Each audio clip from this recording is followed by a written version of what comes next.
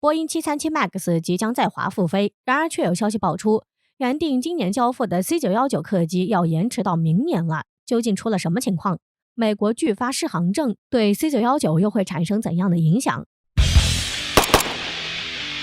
近日，网上有消息称，波音737 MAX 在中国复航的时间进入了倒计时。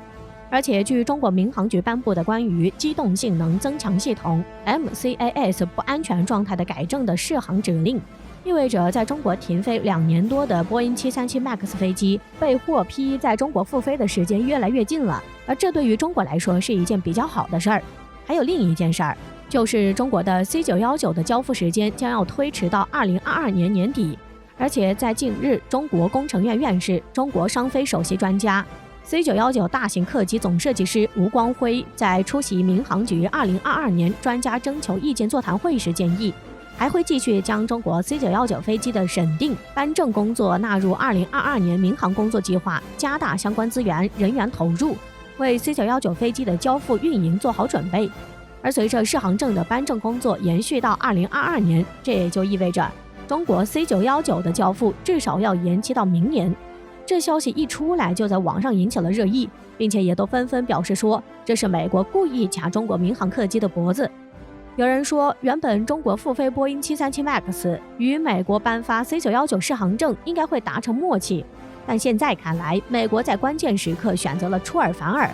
那么什么是适航证呢？如果没有适航证，对中国会有怎样的影响？接下来我们就一起来看看。近些年，随着中国的快速发展，不仅给国民带来了优质的生活，而且也让中国各项产业有了长足的进步。通过解决各样的技术难题，使得中国在各领域都取得了较大的突破。而在航空业，中国经过多年奋斗，也终于拥有了自己的民航客机 C919。而中国虽然将 C919 研制成功了，但是这并不代表可以成功升空，因为一架飞机的成功升空还需要适航证等各项证明。毕竟安全才是第一位的，而中国的 C919 在通过了一系列的安全认证后，就还差最后一项证件，那就是适航证。而这个适航证是什么呢？那就是国际航班通行的钥匙。因为有了适航证，中国的 C919 才能登上国际航线，才能被世界各国所认可。因此，虽然中国在航空领域有了属于自己的第一架客机，而且中国也达到了新的里程碑，并且中国的 C919 也成功拿到首单。但是中国 C919 的前进之路却还是十分的艰难，前行的道路中还有很多的阻碍，所以中国的 C919 想要翱翔在国际的航线上，就必须得到国际认证，也就是需要得到欧美国家颁发的适航证，才能够自由的飞行在国际航行上。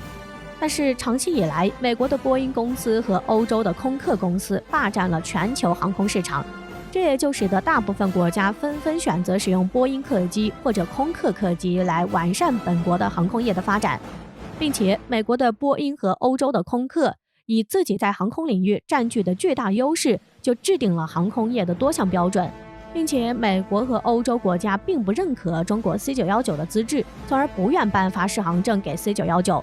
所以也就使得中国在适航证的事上一直是被美国卡脖子。如果没有适航证，那么中国的 C919 就只能在国内自由飞行，而不能出现在国际航线上，也不会得到国际社会的认可。所以美国和欧洲国家迟迟不发放中国 C919 适航证，明显就是存心卡中国脖子，使中国的 C919 无法登上国际航线。而这对于中国 C919 的发展还真的是极为不利，在很大程度上会受到美国和欧洲国家的限制。那么美国和欧洲国家为何要这样做呢？这可能是美国和欧洲国家看到了中国民航客机的发展速度之快，且对他们的客机产生了较大的冲击，因此想要出手来阻止中国 C919 登上国际舞台。据悉，中国 C919 作为中国首款商用飞机，其中的零部件也都是中国自主研发的柱段洗材料，而且质量比国外进口的零部件高许多，同时还使用了大量的铝离合金和复合材料，甚至在材料上比波音737 MAX 还要好很多。同时，中国 C919 载重量还轻了20%，让风阻降低了5%，燃料节省15%。可以说，中国的这架 C919 在性能上领先同级别型号飞机一大截。所以也难怪美国和欧洲国家会如此忌惮中国 C919 的发展，选择不遗余力地卡中国脖子，限制中国 C919 进入国际市场。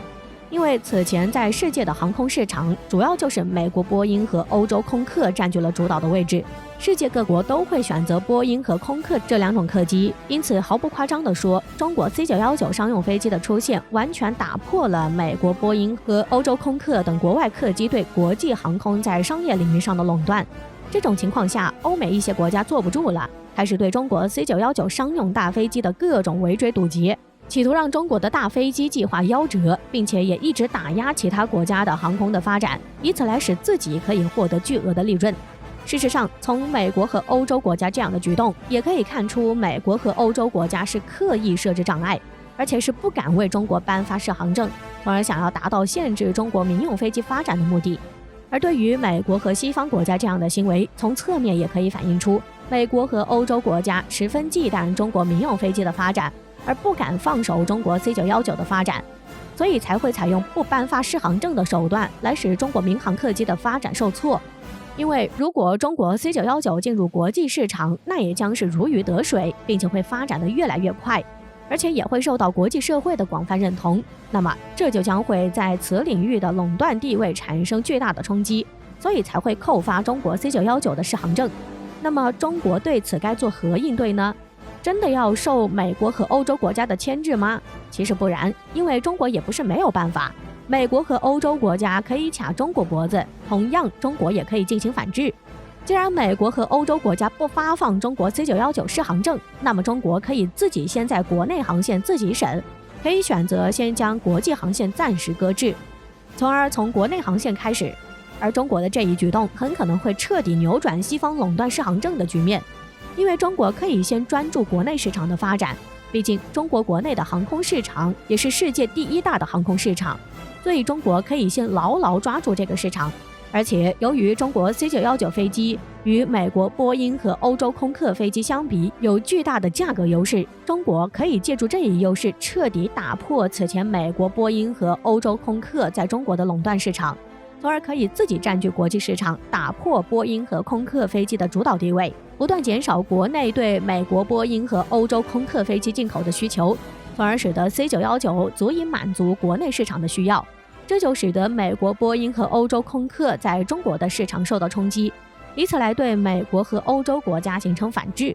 毕竟对中国来说，国内庞大的市场目前已经可以满足 C919 的需求，然后再为走向国际市场做铺垫，也可以以此来对美国和欧洲国家产生威慑，以此来使他们不得不给中国 C919 颁发适航证。在巨大的利益面前，相信用不了多久，美国和欧洲国家就会给中国 C919 颁发适航证。我们一起拭目以待吧。